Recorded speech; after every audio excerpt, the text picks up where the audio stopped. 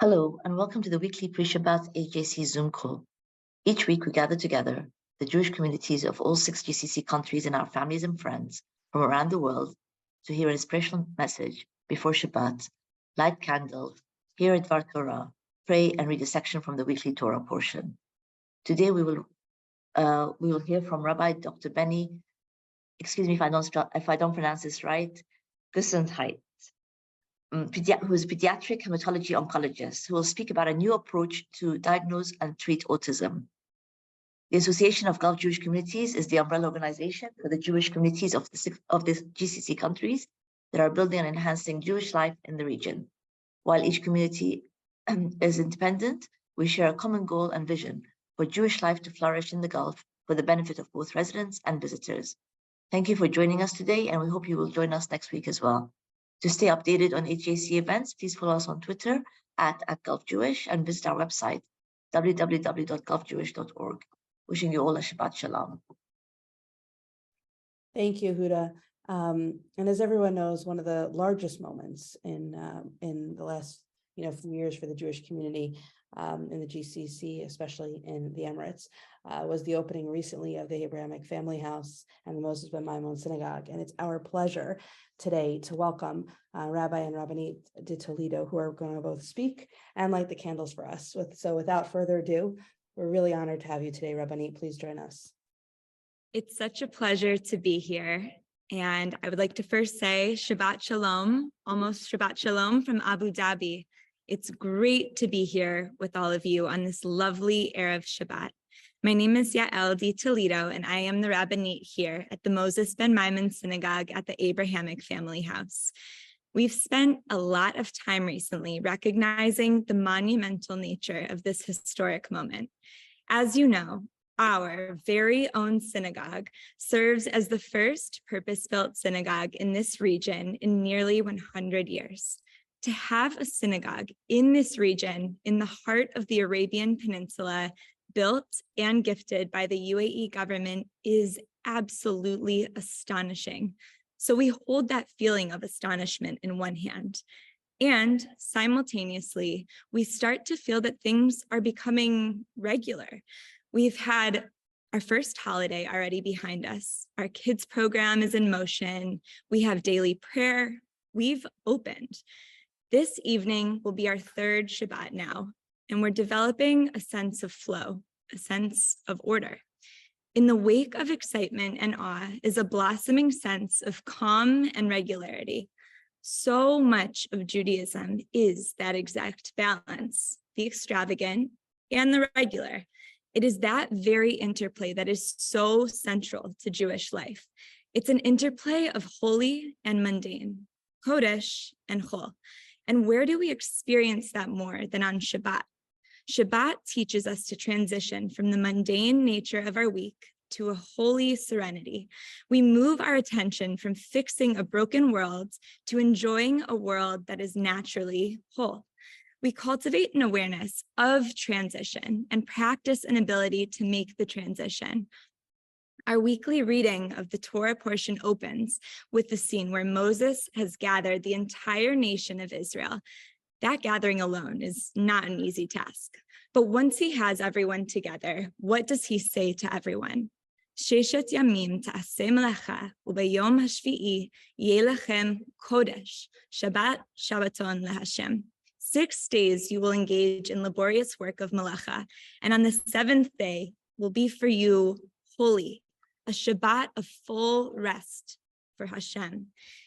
The ability to see something as holy is dependent upon us as people, and yet we couldn't make that up ourselves. We are dependent on the holy mandate to observe Shabbat.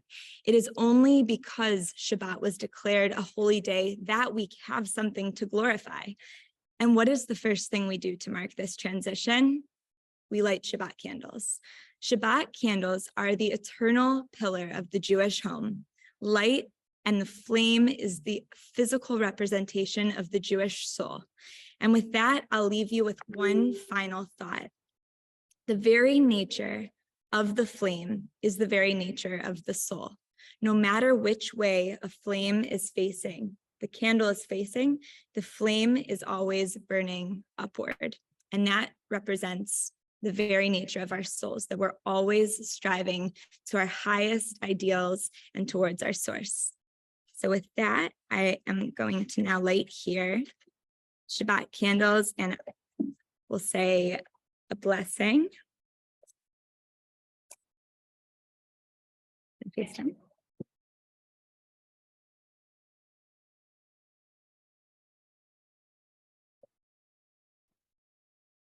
Now replace the name of Hashem, just so that we can save the official blessing for later when I'm off camera and in our own home.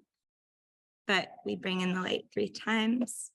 Baruch atah Hashem, Eloheinu melech haolam, asher kirishanu b'mitzvotav v'tzivanu, lahadlik ner shel Shabbat. Shabbat shalom.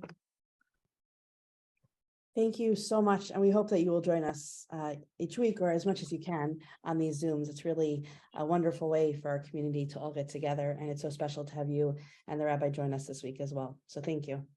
And now I'll head over to David Luke, who's going to lead us in Yedid Nefesh. Shabbat shalom, everyone. Yedid Nefesh Avachaman משוך עבדך אל רצונך, ירוץ עבדך כמו אייל, ישתחווה אל מול הדרך, ירב לו ידידותיך, מנוף וצוף וכל טעם, אדוני זיו העולם, נפשי חולת אהבתך, אנא אלנה רפאה לה, בהרות לה נועם זיווך, אז תתחזק ותתרפא, והייתה לה שמחת עולם, ותקי אמונה רחמך וחוסנה על בן אהובך, כי זה כמה נחשפתי לראות בתפארת עוזך, אליך חמדה ליבי וחוסנה, ואל תתעלם יגאלנה, ופרוס חביבי עלי את סוכת שלומך, תאיר ארץ מכבודך, נגילה ונשמחה בך, מהר אהוב כי במועד, וכוננו כי ימי עולם. Thank you. you so much. Thank you so much, David. And now we'll head over to Alex for Lecha Dodi. Lecha Dodi לקראת כלה, פני שבת נקבלה. Lecha Dodi לקראת כלה, פני שבת נקבלה. שהמור וזכור בדיבור אחד, ישמיענו אל המיוחד, אדוני אחד, ושמו אחד, לשם ולתפארת ולתהילה. lecha dodi לקראת כלה, פני שבת נקבלה. lecha dodi לקראת כלה, פני שבת נקבלה.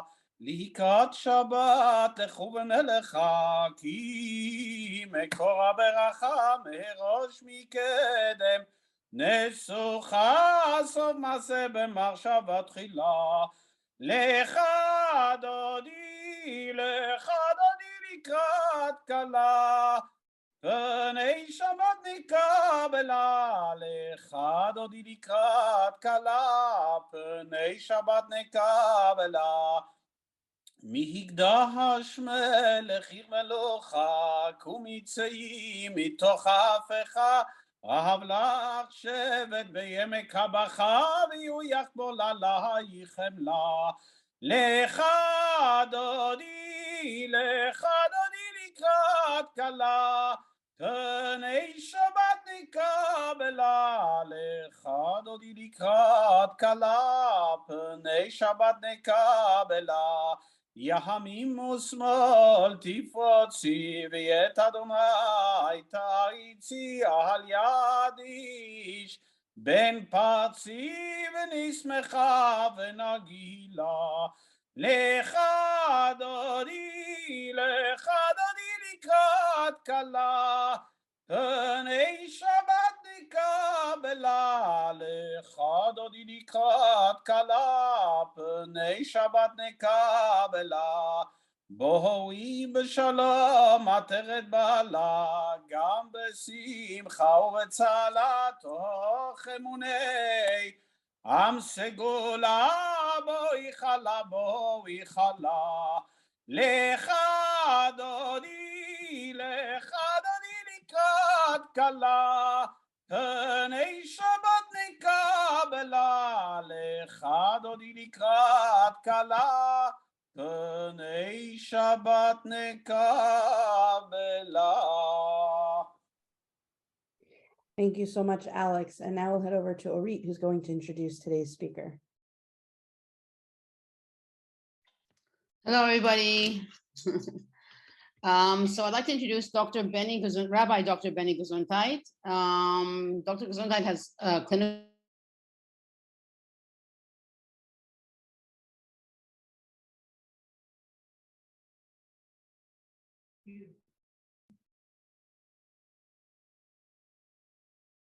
Psalms. Dr. Gesundheit brings experience which includes working in the departments of pediatric hematology oncology at the Hospital for Sick Children in Toronto, Canada, the departments of pediatric hematology oncology at Soroka in Beersheba, Israel, and at Hadassah Hospital in Jerusalem. To his methodological research in ASD and its immunological aspects, as well as to the rationale for treatment with stem cells. He was awarded an MD from the University of Basel, Switzerland, and a PhD in bioethics from the University of Toronto, with a dissertation on Jewish medical ethics. Dr. Gesundheit also has served on the faculty of the Department of Jewish Philosophy, Hebrew University of Jerusalem. He has published peer-reviewed articles in autism, oncology, and oncolytical viruses. Dr. Gesundheit is the CEO and Chief Medical Officer of Rapport Irapeh. And to further his mission in the medical field, he also incorporated Cell L Therapeutics, whose mission is to create personalized medical systems for diagnosing and treating children with autism. He has also been researching the therapeutic effects of oncolytical viruses since 2015 at the AT Gesundheit Institute. And I will hand over to Dr. Gesundheit.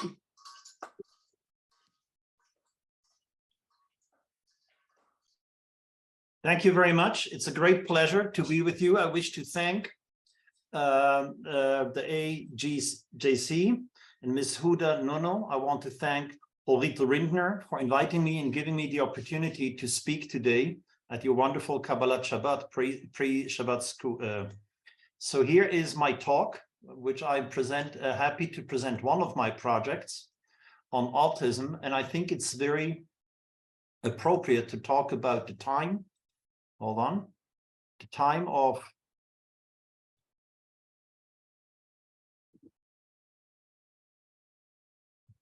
something is wrong with the PowerPoint. It's very appropriate to talk.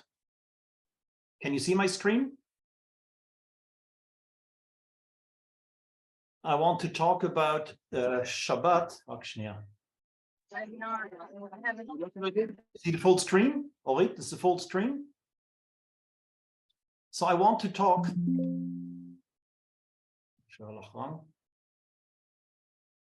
Sorry. What's wrong here? You see the full screen. I want to thank you all. It's a pleasure. In our week's parasha, it says that one has to bring a volunteer to build the temple. And this project I'm happy to present you today is a result of a lot of volunteer work and of good people who helped me to put it together. How beautiful that we can talk today together from the Jews from the Gulf community and from Israel and all over the world. I had the honor to run this morning in Jerusalem and now to talk to the entire world in this project. What an honor to talk to you from Jerusalem. What I would like to share with you is the innovation of diagnostic tools for autism and the innovation for treatment. It's a very specific research, and I want to show you the idea, the concepts, not going to the details. You find on my website all the material you might be interested. So autism is basically summarized as an autism spectrum disorder. It is a spectrum. If you don't know exactly how to call it, spectrum is a very intelligent term to say we don't know exactly what it is. And we are left with a lot of confusion in this field. Here's we did a lot of research, and that's what I want to summarize very, very briefly. Since 2013, to look for immunological autoimmune considerations with wonderful groups all over the world.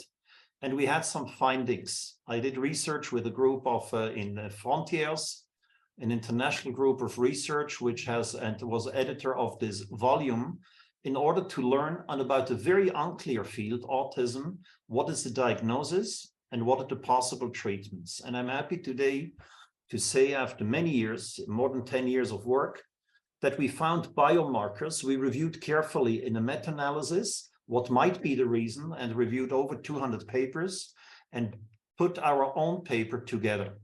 The concept is, do you see my slide? Something is wrong with my screen. Orit, can you see it? Yeah, we can see it. You see here the Witebsky-Rose criteria, yes? It's not showing the whole slide. So the concept is that the immune effect during pregnancy affects the embryo, and afterwards, when the embryo is born, it is a disease which begins at the early life. And the concept is that these antibodies from the mother affect the child, and there are ongoing antibodies which we can hopefully identify and treat. And that was proven by taking antibodies from a mother, not in our group, from a mother injecting to a mouse. Nothing happens to the mouse, but if the mouse is pregnant, the offspring of the mouse has typical autistic features, which is defined in special research. That's from our publication 10 years ago. And we showed that factors in the immune system from the mothers or from others can affect the nervous system in the child. And a lot of data we could put together to prove this point and publish it in a very good journal. So what we are left with diagnostically, D stands for diagnosis. The hypothesis is that autism has an autoimmune aspect, and there need to be laboratory findings which are the target for treatment. And that is the light in a very dark and long tunnel to have new diagnostic approaches in order to offer therapy. So I don't call it ASD, autism spectrum disorder, anymore. I call it the AAA, standing for autoimmunity associated autism. And that was the goal 10 years ago. We found, and that is a fresh paper from February, not yet a month old, we found in 400 children, we found typical markers which are helpful to diagnose autism. By doing so, we can move forward to treatment. And we did that after actually much earlier, many years ago, that autism can be treated with stem cells, a beautiful, amazing source of treatment in the body or in the body from others, the stem cells from placenta, from umbilical cord and other places which can help many diseases, cutting-edge medicine, in order to offer help for very severe conditions. As you see here, the list, which I will not go in more details. And it's too bad that I cannot show here the animation. The concept is that there in autism, the disease is autoimmune, and in the neurology and the creation of the neurology, something goes wrong. That's exactly what the stem cells know to do. So it's a very good match to treat and has a synergistic effect. I show you now that's a paper we prepared 8 years ago on the concept of mesenchymal stem cells for autism. So with all these preliminary work, we started our treatment. And here's a child who was treated with severe autism. The child was diagnosed at birth, a family with 4 children, 3 boys and 1 girl, all 3 boys with severe autism. Severe autism means associated symptoms, including seizures, terrible seizures, which needed 3 to 4 drugs to control it, but they were not successful to control it. And once the stem cells were, and the child was once in a month at least in the hospital for refractory seizures and was not far away often to die from the seizures, lack of breathing. The child got these treatments 4 times. We have to work with a group in Europe. And every time after every treatment, that's a table from our publication, which we are submitting. The typical findings of autism, which is the ATAC test and the SRS-2, got better from 149 autism to 25. No seizures anymore. And the child started to talk and behave much better. It is a miracle. And here we have, you don't have to be a neurologist to understand the EEG, the electroencephalogram, but you see here a wild EEG, and 3 months afterwards, the child had this EEG. It stopped during days. He stopped having seizures and doesn't need any treatment anymore, which is a total miracle.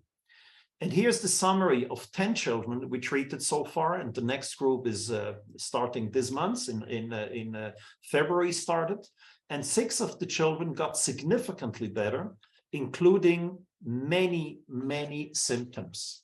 Talking, being verbal, being toilet trained, sleeping better, repetitive behavior. So that is an unbelievable experience for us and a big privilege to be. I think we are one of the first groups who have these markers and the treatment, the D and T, and we could show these differences, some of them a little bit, but they have actually much more to tell. Significant improvement before, pre, and afterwards.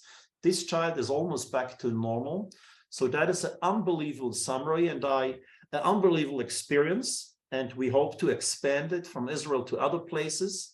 We have now 10 children with ASD who were treated, and they got significantly better. 6 of them, 2 of them a little bit, 2 of them had unfortunately no improvement, and hopefully our markers will tell us more. Might be it's another diagnosis, might be it needs other treatment. No worsening, and that's the most important. The first obligation is not to cause any harm. And we continue this research. What I want to summarize here and share with you at Shabbat, the Pre-Shabbat Zoom service, that there is a lot that we can contribute worldwide, the same way the token that we talk from Israel and from the Gulf and from many other places. We have to put our heads together and bring a lot of light, as the Rabbanit said at the beginning, to bring a lot of light to our worlds and to these families. With these joint efforts, we can really build a temple on the world. Thank you very much for your attention. Thank you very, very much for sharing that with us. And I think it seems that there are a number of people who would like to continue the conversation. So if there's a way that they should get in touch with you, feel free to let us know. Otherwise, you're welcome to forward your questions to us and we can forward them along. We're going to now head over to Rabbi de Toledo, who's going to share a Dvar Torah for Shabbat. Shabbat Shalom, everyone.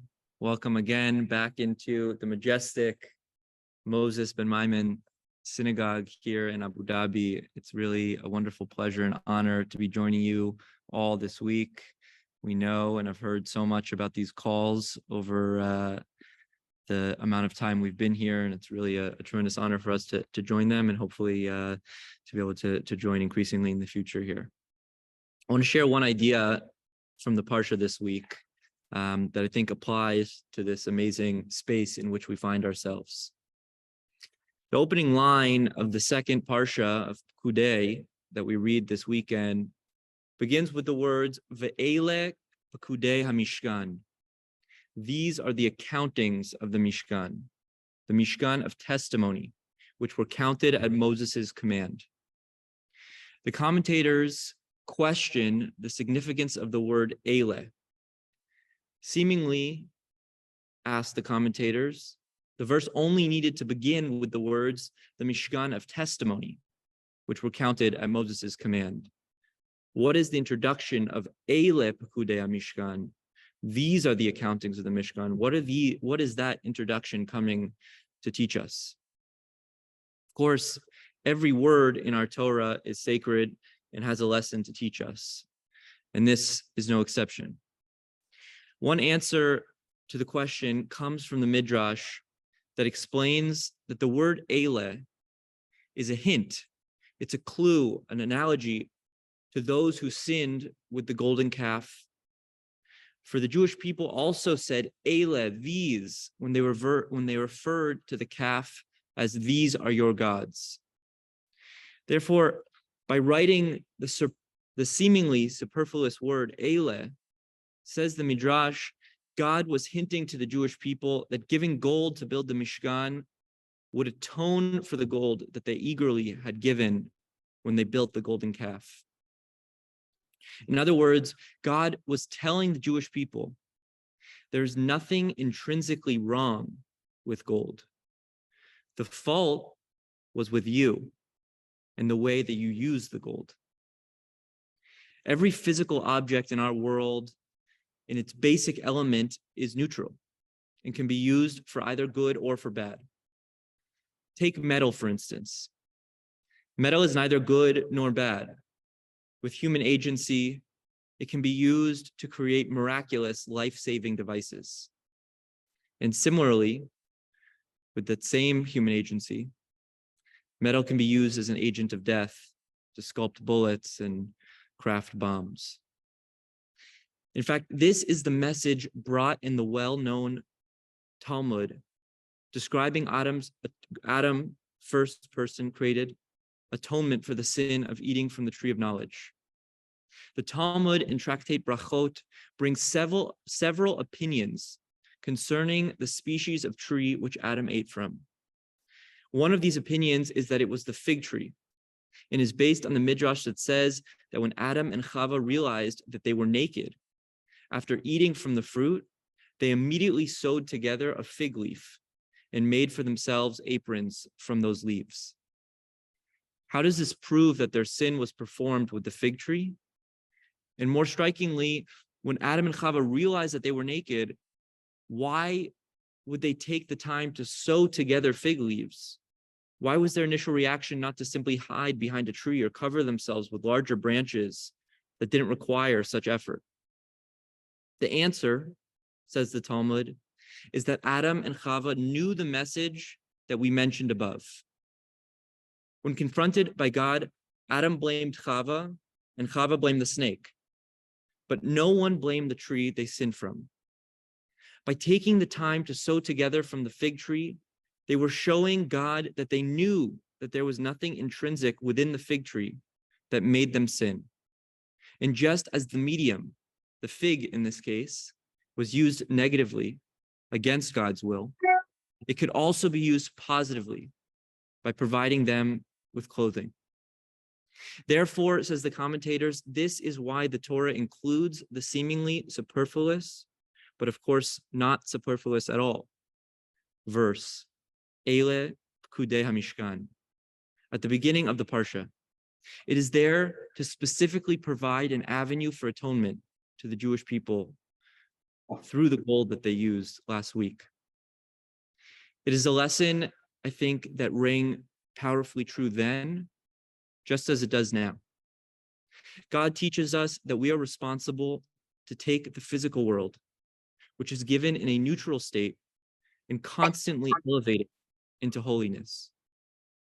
Here at Tzon, it should be God's will that we remember and embody this lesson.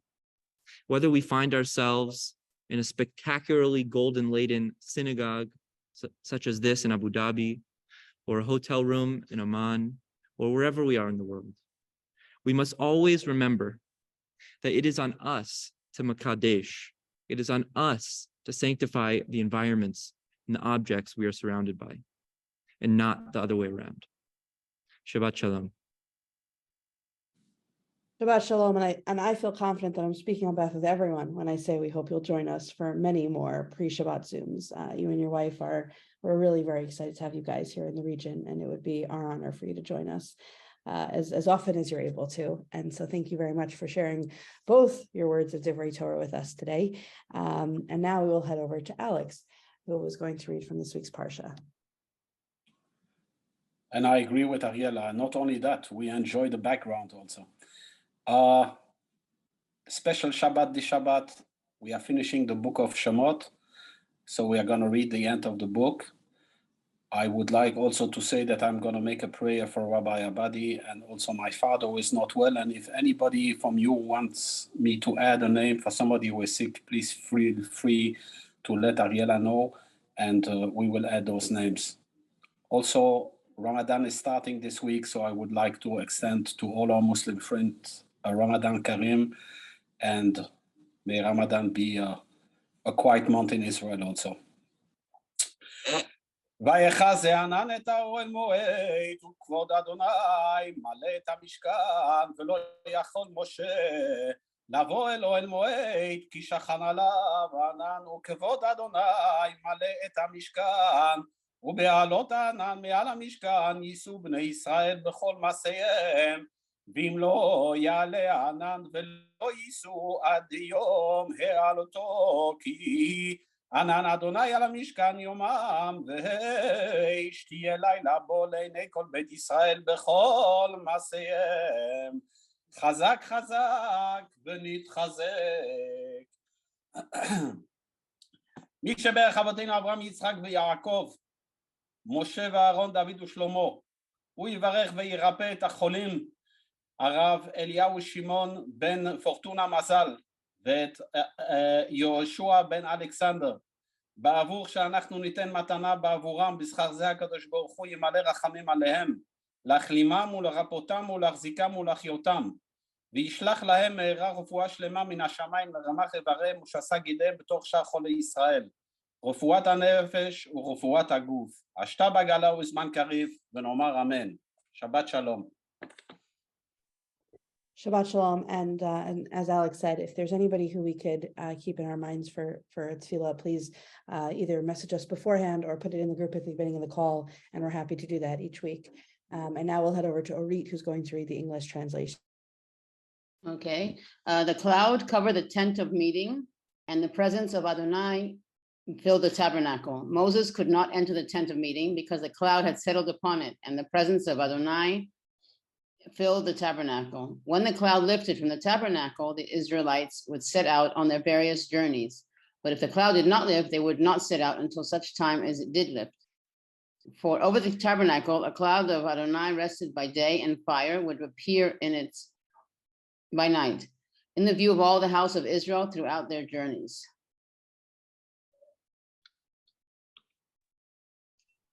Thank you very much. And now we're going to head over to Harriet, who's going to read the prayer for the GCC. May he who gives salvation to kings and dominion to princes, whose kingdom is an everlasting kingdom, who delivers his servant David from the evil sword, who makes way in the sea and a path through the mighty waters, bless and protect, guard and help, exalt, magnify, and uplift. His Majesty, the King of Saudi Arabia, His Majesty, the King of Bahrain, His Majesty, the Sultan of Oman, His Highness, the President of the UAE, His Highness, the Emir of Kuwait, His Highness, the Emir of Qatar, and all their crown princes. And may the Supreme King of Kings in his mercy put a spirit of wisdom and understanding into their hearts and the hearts of all their counselors and officials to deal kindly with us, the house of Jacob, and all the people of this land. Be their shelter and stronghold, and let them not falter. In their days and in ours, may these lands be blessed with stability, prosperity, and peace. And may it be his will, and let us say, Amen. Amen. Thank you so much. And now 2 quick announcements before we go to Shalom Aleichem. Number one, please join us same time, same place next week. We have really a wonderful lineup. We will remind you as we get closer to Pesach, but we will, just the way that the holiday falls out, there'll be 2 Fridays that unfortunately we won't be able to spend together, but we're already working on speakers and presentations for the weeks after that. So please come back and join us. And last but not least, we have a wonderful surprise for right after Shalom Aleichem that we want to thank our community member Avi Kanner for bringing to us. So without further ado, we'll head over to David for Shalom Aleichem, but please stay on for a really special surprise. Shalom Aleichem, Malachi Hasharet, Malachi Leon. Mi melech Malachi HaMelachim HaKadosh Baruch Hu. Boachem leShalom, Malachem HaShalom, Malachi Leon. Mi melech Malachi HaMelachim HaKadosh Baruch Hu. ברכוני לשלום, מלאכי השלום, מלאכי עליון. מי יהי מלך, מלכי המלכים הקדוש ברוך הוא. צאתכם לשלום, מלאכי השלום, מלאכי עליון. מי מלך, מלאכי המלכים, HaKadosh Baruch Hu. Shabbat Shalom. Shabbat Shalom. Thank you so much. And now we have a special surprise guest invited by Avi Kanner. Faraj, are you here with us? Yes, I'm here. Excellent. Faraj is actually good. He's actually on tour. He is singing all over the Arab world. And he's currently in Egypt, and he's going to share one song with us before we all head out to Shabbat together. Thank you so much, Faraj. Hi, everyone. I'm so happy to be here and to be the maybe the Syrian representation here on this Kabbalat Shabbat. Just to give you some background on myself, I'm Syrian Jewish. I used to be a Hazan, and now I'm an Arabic singer. And I'm here in Egypt working on a concert, and then I'll be in Abu Dhabi very soon. So those of you who are in Abu Dhabi, I'll have a concert there at NYU on April 5th. I'm very excited to see you all. And I don't know if anyone on this call speaks Arabic. If you do, you can, in the messages, send me some song requests if you want to hear a specific Arabic song.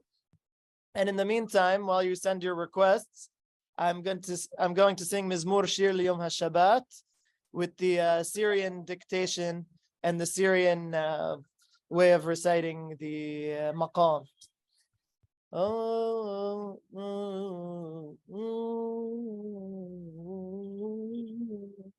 Mizmur Shir Liyom HaShabbat Tov lehodot l'Adonai זמר לשמך עליון, להגיד בבוקר חסדך ואמונתך בלילות. עלי עשור ועלי נר ולעלי היגיון בכינור, כי שמחתני אדוני בפעולך במעשה ידיך רונן. מה גדלו מעשיך אדוני, מאוד עמקו מחשבותיך. ישבר לו עדה וכסילו יבין את זאת, בפרוח רשעים כמו עשב, ויסיסו כל פועליהם, לשמדם עדי עד, ותמרום לעולם אדוני, כי הנה אויביך אדוני, כי הנה אויביך יאבדו, יתפרדו כל פועלי אבן. בטרם כרים קרני בנותי בשמן רענן, ותבט עיני בשורי, בקמים עלי מרעים, תשמענה אוזני. صديقة مر يفرح كرز بالبنون يسقي شتوليم ببيت أدوناي بعصرة الوين ويفرحوا عودي نبون بسبات الشنين فرعانين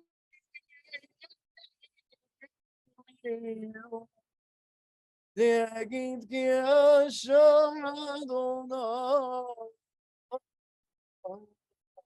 ולא אבנת בו.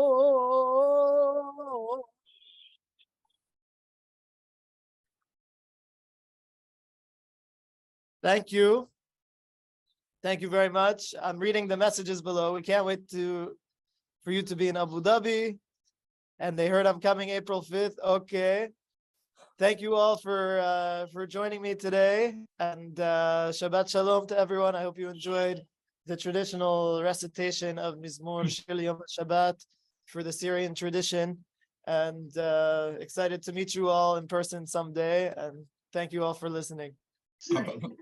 Faraz, we're also going to be in contact with you to invite you for a future week where you can maybe tell us about your tour across the Arab world and sing some more. I would love this. And next time I can maybe bring my oud, which is the traditional Syrian instrument, and perform for you as well. Thank you. And that sounds great, Avi. Thank you. Well, I see a lot of nodding, so I think we're going to take you up on that offer to bring your oud with you next time. And thank you all for joining us. Wishing you all a Shabbat Shalom and a peaceful and lovely weekend. Shabbat Shalom. Shabbat Shalom. Shabbat Shalom.